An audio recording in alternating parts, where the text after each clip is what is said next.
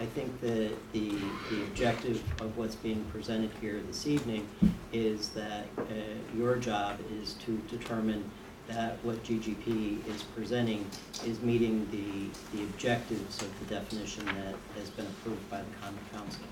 Go ahead, Dan. Thanks. And so what we're going to present is actually a copy of what you have, but it'll help follow along. So I want to thank the committee and Steve and Tim and his staff, because I think the productive collaboration on the North Water Street certainly continued into the public realm exercise we went through to come up with this plan for public realm, which is sort of self-contained. It's a new use not for the Urban Land Institute and whatnot, but for Norwalk. And so we're excited to have it. And Steve was particularly helpful not only on the design and working with, but the format that this plan would take, which needed some order and some structure to be clear and to be a document that could be referred to. And I'm here with Martin Batra, the co-developer, who's got more experience than I do and was involved in this process in creating the plan, and Rob. And then I'm going to quickly turn it over to Paul Madden, our design manager, who really took the lead on designing these spaces. But we included the definition, which you saw. So there are really basically four main areas of public realm, because as we went through the process, we heard lots of opinions, not just from this committee and the council, but from the public as well. Some people felt I would use public realm, or public realm to me is an indoor space, or it's an outdoor space, or it's a place where I can have events, or it's a place where I can have quiet.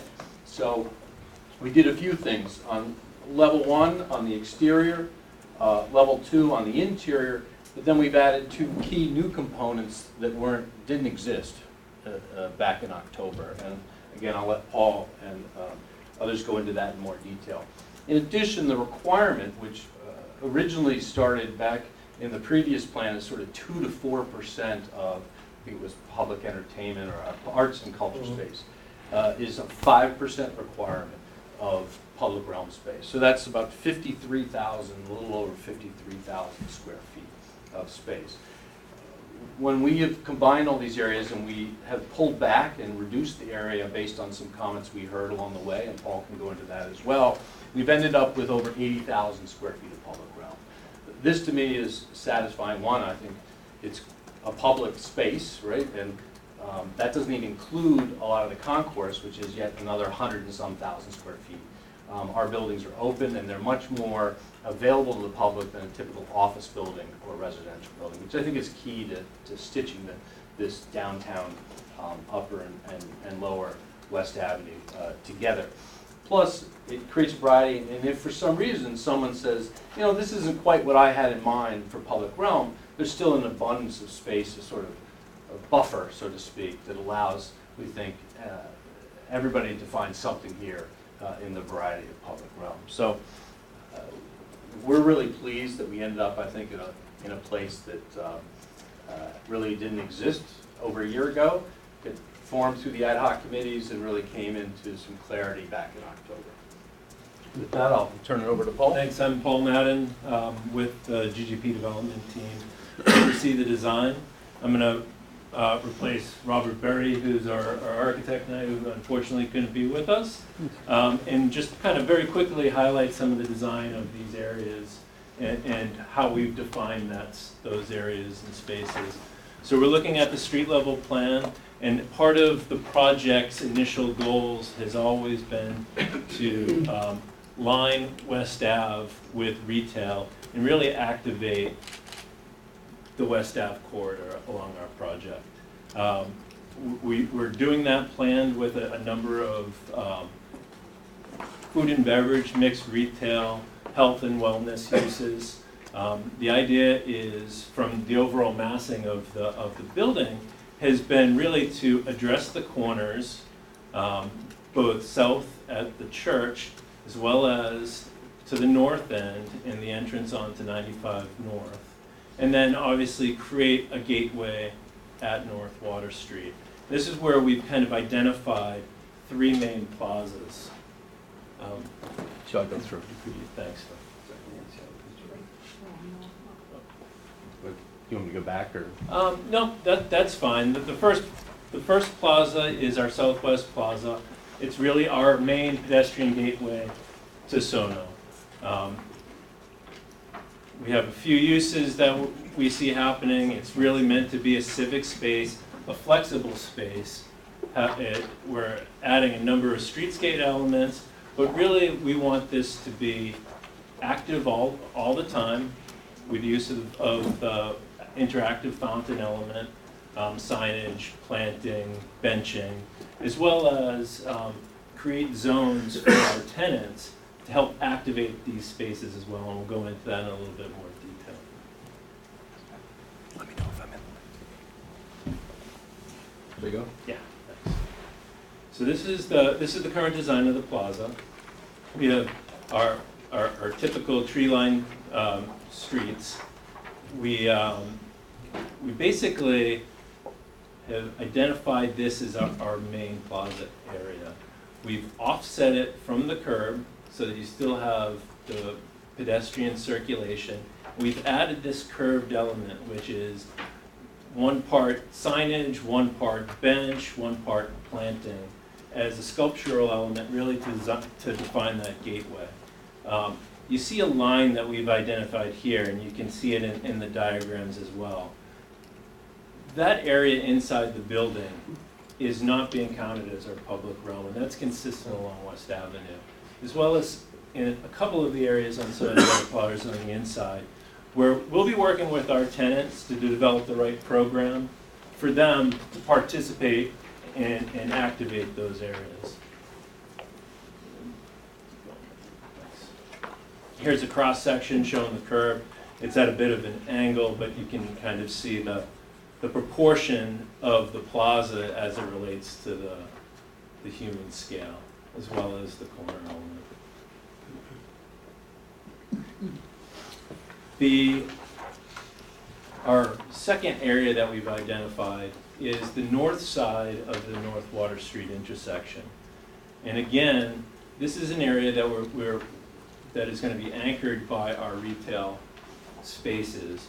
But we've pulled the building away from the curb line with the intention to really give enough width there so that we create this public environment, which is really, again, a series of amenities. There's our sculptural green wall that kind of sets up the gateway element for North Water Street. We have site furnishings and plantings as well. Really activate that area, and here's it in a little bit more detail. So we're really taking that cube that Mr. Cecil just spoke about, really taking that area and elevating our finishes, accentuating the area where we have our stair leading up to our mall concourse. But again, we're not counting the area at the tenant storefront so that we don't confuse what is public and what might be perceived as private. Doug, next slide. Again, here's a section of North Water Street and where that wall is. It's really a green wall that terraces out into the space. And this is developed, some of the preliminary images have it all green. We've been working really hard with our landscape architect to identify, based on this orientation, a wall and a concept that will look great 4 seasons out of the year. So we're really pleased on that development as well. The third street level public realm area is our Northwest Plaza. And this is an area that has been developed from a similar plaza with Chamford Corner to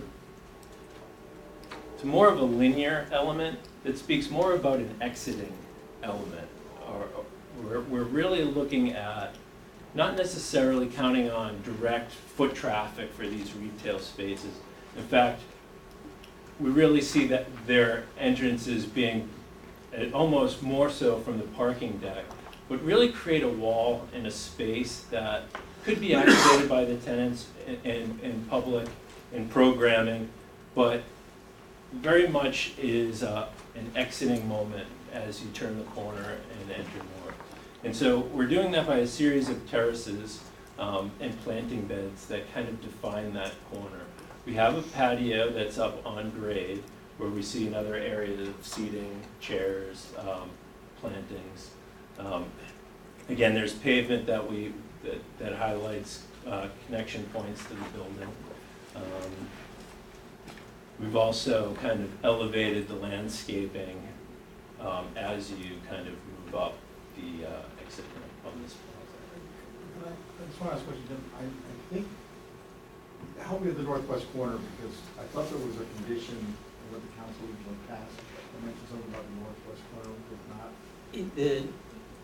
accepted. The previous programming that was considered for there was that it was going to be an activated plaza, Right. and that there would be potential for concerts that would go to that corner. And our response to that was, you're right next to I-95. You need to look at something different than what that is. And I think this is one of the examples that's going back to the point that Doug Adams made in terms of their doing more in terms of the public realm. So if for example, it was the city's thought that this particular piece didn't meet the definition of public realm, there would be additional square footage that could be picked up somewhere else. We made this significantly smaller in square footage. It used to be closer to, I think, almost 25 or 28,000 square feet, and it's, I don't remember the exact, but it's significantly smaller It was as much bigger. much more space has shifted to the sculpture garden, and we brought that corner out, so that's when the big change. This, to me, the visibility along this corner is really tremendous in terms of both a potential retail presence, but in terms of being able to create an area that really helps people have a great feeling of leaving our project. Coming back to that point, that was a big point in the early discussions. On the city side, we were pushing back that we did not think that that particular corner had been activated to its full potential in the previous plan. And I think the redesign of that in terms of the sculpture garden and the openness of what you're really calling a visual attention to that corner, because as we all know, right on the other side of that is the drop off from Route 7, and you're looking right at the front door, front gate to the project. That's right.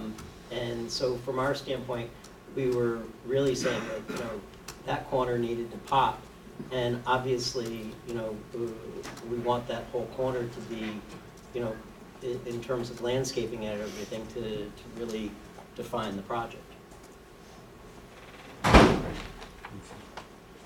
Again, here's some of the landscape sections of what that treatment is. Great West Ave curb, pretty wide sidewalk, public area, and then the planting bed up to the patio.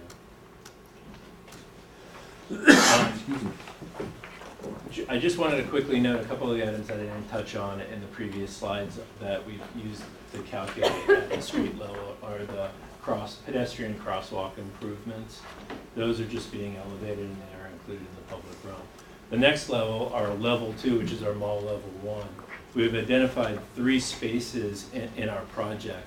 These 3 spaces are what we call our nodes, or our activation areas in our mall at the lower level. Each of these spaces have a large oval atrium element to them, so they're naturally celebrated. And we've carved out areas in front of Bloomingdale's over West Avenue, at our center court, and then at our northeast court as well. They range from, I think, 4,700 square feet to 2,500 square feet. These are significant sizes. I would say this image represents, about half of that size of the Bloomingdale court, to give you some kind of perspective on what those sizes may be. The shape may seem a bit odd. What we're trying to do is respect some of the programmed elements, the storefronts, and create a buffer zone away from that. So again, we're not calculating areas right up to storefront zone. There is a dimension that's set off. We have added, as part of our interior and development program, areas where we have kiosks. We view those kiosks as activating these spaces. They could be a coffee stand or some other similar type of stand. We've actually deducted that area from our calculation as well. Then, I got a couple of questions, Okay. just on that page. I forewarned them that you would. Yeah, well, the first thing I want to ask is that, the commitments that are listed here, how does that get embedded into a document? Well, ultimately, it comes into the public realm plan that gets filed.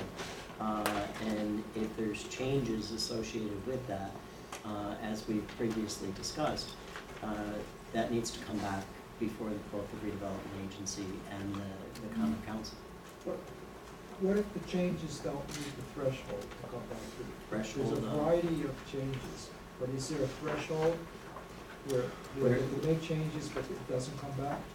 There has not been discussion of there being such a threshold. What about major, what's, How does it There's, major line- in terms of the conceptual master site plan, there's the issue of a substantial change. just in terms, that's only applies to the conceptual map, so. Yes. Can you explain to me areas be periodically subject to seasonal activities or events?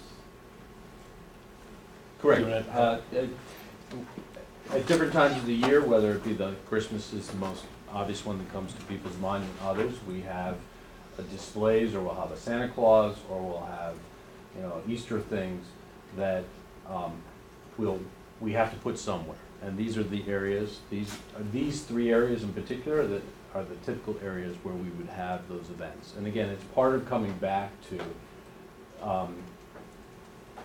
the idea of creating more space than what's required, so that we would always have an overabundance of space available to us. Now, we look at those as critical activation activities to create the activity in these areas that change depending on the time of year or who's doing it, whether it's wellness. We had one recently in the Chamonix Mall that was a spring fling for families, and there were tables and things set up throughout these three areas. And for Chamonix, there's just two. So this could be an area for a period of time over the Christmas holiday where there could be a Santa Claus there that's for enjoyment of the mall visitors. And are you exempting it out for that period in time, or? Well, we hadn't specifically, because I don't know what exactly they would use, but the idea is certainly this space, for instance, is 4,700 square feet. We're 30,000 square feet over the requirement that at any time. To come back to your question, Councilman Kimmel, there was some discussion, and again, this is, how this actually gets codified. It's a work in progress, but there was discussion that there could be the potential to allow for periods in time that's particular points, public realm space actually came out of the public realm for a couple weeks at a time, and then it went back to public realm. I think to roll back to the larger question is, it's been our assumption that if over 8-10 years from now, that we've all discovered that one particular part of one area is not working in one way or the other, or there's an area that wasn't considered public realm that has become sort of public realm, that we would come back with a revised plan that would be submitted to the agency and say, we're adjusting the plan, and here's what it is, and I would assume it would go through a process if it was considered material. If we were dropping below the minimum requirement, that would certainly be a material amount of change. I think there needs to be a level of flexibility, but there also needs to be an understanding that, these are the activated spaces that, the city understands within the interior are indeed public realm. But, you know, again, there could be, if a certain space within the concourse is being used for public concert space, that's fantastic for South Norwalk. You know, if it comes out and there's a particular use for a couple weeks at a time that is more related to the specific business of the mall, and then it reverts back to public space, public realm, I think we need to have that level of flexibility. But in the same token, there should be some specificity. I mean, because it realized subject to SoNo collection code of conduct. What does that mean? But I understand the flexibility, but in the same token, there's gotta be a little bit more. I think we actually submitted the code. A little more They actually do have, this has been an issue, I get it. surprisingly enough, for the city's corporation council has been very focused on the code of conduct associated with the public realm. But, you know, I think the whole purpose of that is so that the public understands how it can actually utilize the space and what the conditions of the utilization of the space is. So if I'm a nonprofit group in town and I want to rent out the sculpture garden, here's the conditions under which I can rent out the sculpture garden. That's the code of conduct. Will we be able to see that? Yes, actually, I can send that to everybody. Didn't we have something? We have, Yeah, they submitted a code of conduct to us. But haven't we seen it before? I Early on. you know, I actually think that the folks that, it's an exhibit to the LDA and. Maybe we should just read. Should we revisit it then? Yeah, sure. We wanted to avoid any confusion too, that people in here and other are very involved in this process. We're having these discussions. I can tell you that there are people, you know, citizens and whatnot, they're not involved with this, and we wanted to make it very clear that public realm, you know, it's just like a city park, right? You can't go into a city park and do anything you want, right? So coming into one of our centers and using the public realm, and if people came in and said, we're gonna have a big protest here today, well, that's not gonna work, but we have to. I think now that we can see, I mean, we're seeing examples, we're seeing pictures, we're seeing sizing. These Now are, that we understand what we're talking about, Right, I these think are it'll from be our more centers. pertinent than an exhibit that we, you know, weren't focused on at that time. I'll circulate it for everyone tomorrow. Thank Thank you. This is just, again, those same mall level one and addressing the two other boards.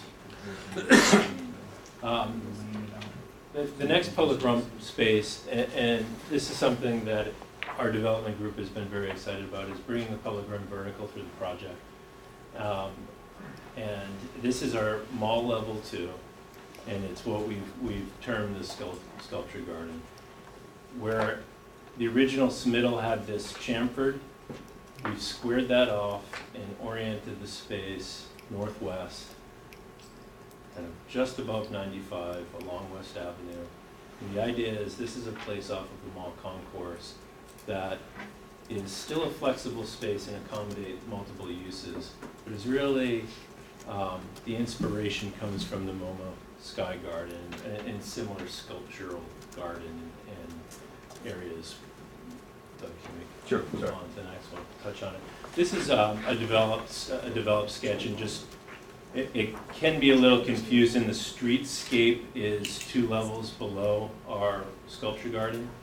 This line, if you can follow the cursor here, is the actual interior exterior wall. It's a glass wall. The idea is that it's buffered by an external planting. This is the mall concourse out here. There's an element kind of guiding in that's combined with plantings, sculptural elements, and a fountain element. The idea is that the rest of the space is defined by a series of movable planters, seating, other placemaking elements, canopies. That's still somewhat in development. As part of our calculation, I just want to point out again, we've pulled back we're defining the public realm away from these terrace areas, which we see as places or opportunity for tenants to interact in the space. And again, this is something that we're managing so that we have the right tenant to help activate the right type of space that we're trying to take. In the height. That's right. This is a line of the third floor above, so this is predominantly a two-story space. How many feet high is it? How many feet high? It's about, to the underside of the ceiling, it'd probably be about 35 feet.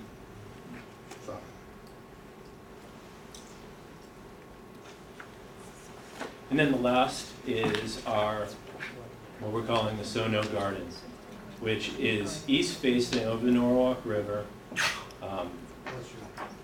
We've added an additional entrance element, a kind of access point in the mall, that we're hoping the interior space really can be connected to it. But this plaza really kind of holds itself as its own entity outside. Again, there's some tenant interaction areas defined by these dashed lines, but essentially it's again an open, flexible plaza space. We have interactive fountain element here. We have a kiosk space which has been pulled out of the calculation. And then it's buffered by plantings. The orientation of the building has been set to facilitate the best views to the river. Does that area have the ability to be usable for seasons? I'm sorry, for what? Four seasons. I'm thinking i.e. like Bryant Park kind of atmosphere. That is exactly our Where you hope. could put a That, temporary wooden plastic skating rink, for lack of a better term, something simplistic. that is something specifically that has been discussed, and it is very much part of what we hope this space could become. It's just shy of 20,000 square feet, so it's a significant area. That's a little less than a half an acre in size. I think that's the end of, we're at the Four river, pieces. that's the end of the space. Are there any questions on any of the particular space? Just one about your calculations. It's hard to delineate, so am I assuming you're taking into your public domain, public realm, what would we normally have to provide sidewalks a certain amount of feet around the building? That's included as part of the The, calculation. you're talking about the public sidewalk? Well, they would be quieter under the zoning Right. code to provide. That's correct. I don't know what the, But I don't know it's what an- it's anymore. It's just the higher. issue is it's a higher levels of sidewalk than would otherwise be in a development project. But they're still required. Right. I guess the question goes back to what Bruce initially asked, was that it gets counted for the total square footage. Yeah. So if they took something else away, they can still say we're over. Correct. Where technically, like the sidewalk you gotta provide, it may only be a 4-foot sidewalk around the building, but you gotta have it. But I think the issue that I'm putting back to you is that the quality and the aesthetics of that sidewalk are different than what would be required. I got it. I got a crosswalk. I did a cross box. And, well, the cross box is basically a cost that's coming off of the city. Yeah, but they counted it. Right. Okay, anyone else have any other questions? Now, we'll say, you guys, GGP, with the rooftop garden, when no one asked for it and you did it, so kudos. All right, I'm gonna read this item now. Or item A, 282, review the advance of SoNo collection public realm to the common council for approval. All in favor? That is, 6 in favor, opposed? Abstentions? One abstention is no abstention. Wanna get some further information? Did you vote on the other page? Yeah. Yes. Okay, That's right. thank you all. Thank you.